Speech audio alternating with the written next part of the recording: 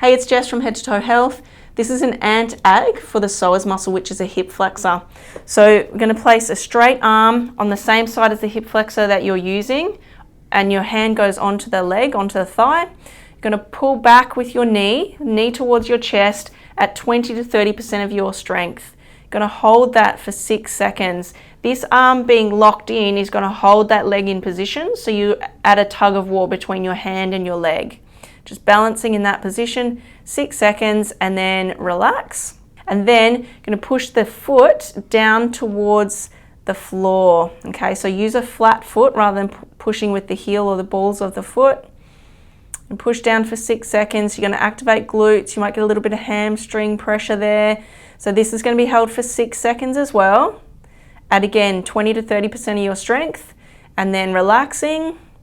Hold there for 6 seconds.